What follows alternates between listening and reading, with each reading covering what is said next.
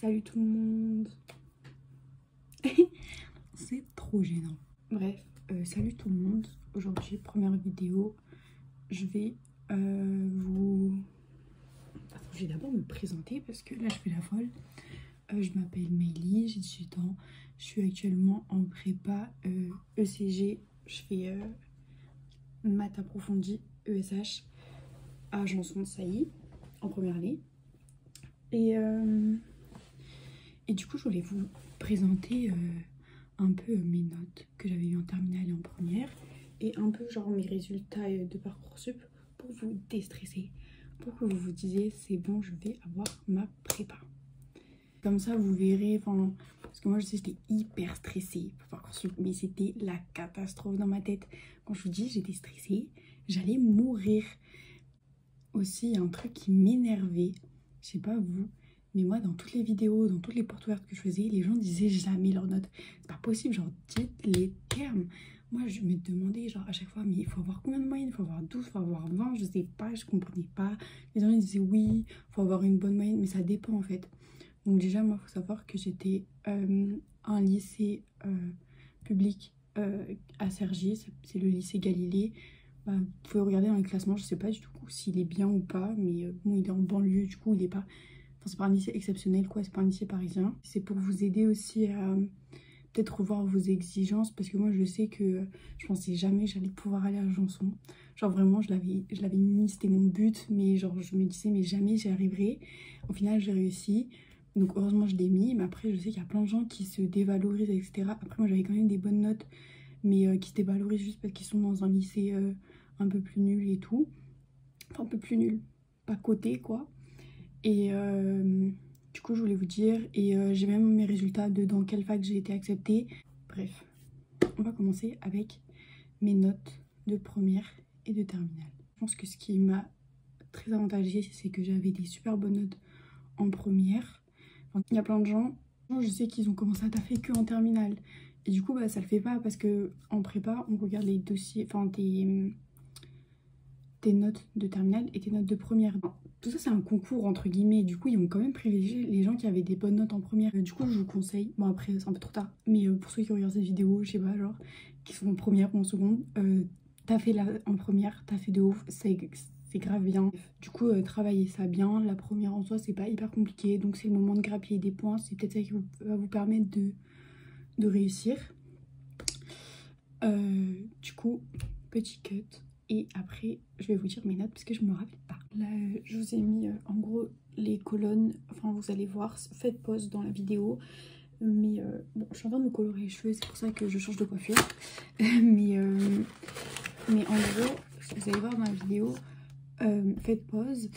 Il y a ma moyenne du trimestre 1, ma moyenne du trimestre 2, ma moyenne du trimestre 3, les 3 colonnes. Bon, le trimestre 3, comme c'était le Covid, j'ai pas beaucoup de notes. Et donc faites pause, regardez.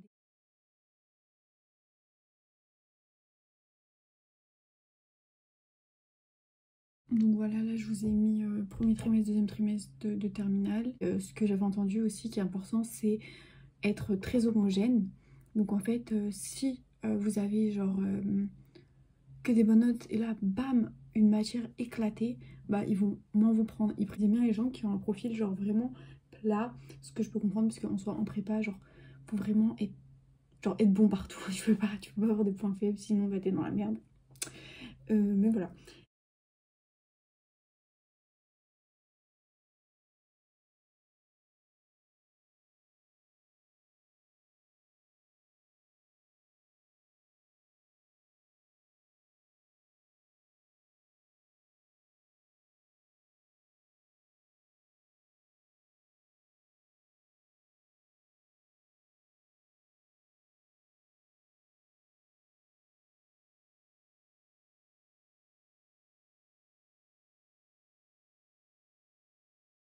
Bref, donc tout ça, c'était mes notes.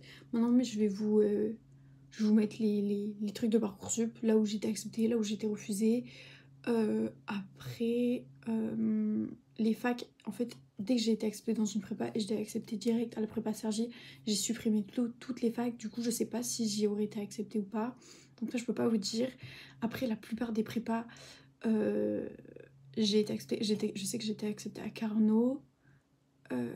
Enfin toutes les prépas avant Janson en fait j'ai été acceptée et juste après Janson bah, j'ai pas regardé, je voulais Janson, j'y suis allée direct allée.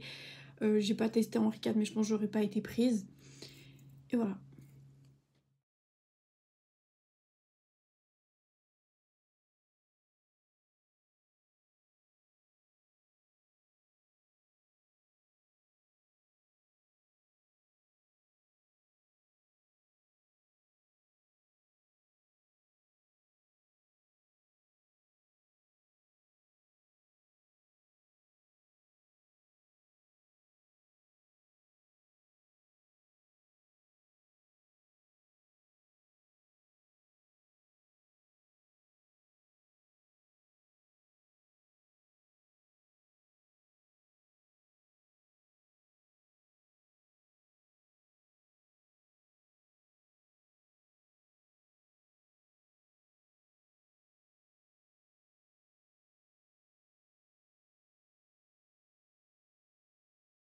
Pour vous dire, Janson, j'ai été prise dans les...